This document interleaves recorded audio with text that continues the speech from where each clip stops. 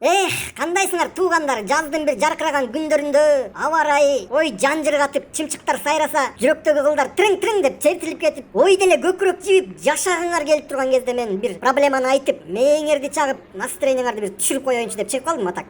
Кайсы проблеманы айтып, мозгиң тоңкойткон атасың десеңер, кичинекей эле проблема ал. Өзүңөр байкагандай, мен велик менен көп жүрөм да, типа за экологию топлю депчи. Анан акыркы убакта бензин кымбаттагандан кийин ой, сары велигимди сүйүп калганымды айтпа, ё-майо. Короче, проблема мындай. Кагылайындар. Ой, велодорожкага чыкпагылачы, айланайындар. Вроде линия чийилип турат. Вроде великтин сүрөтү тартылып турат. Баары түшүнүктүү. Но нет, кээ бирөөнө вообще жетпейт да ошол дагычы. Как будто ошол велодорожканы өз маңдай тери менен тапкан акчага салдырып алгансып, так ортосуна түшүп, анан термелип басат дейсиң, ё-майо. Анан жанына тээп барып айтасың да. Ой, секет кетейин, кичине качып койчу, менин жолуман өз жолуңа өтүп койчу десең, ушундай көзүн аңтарып туруп теше карайт дейсиң.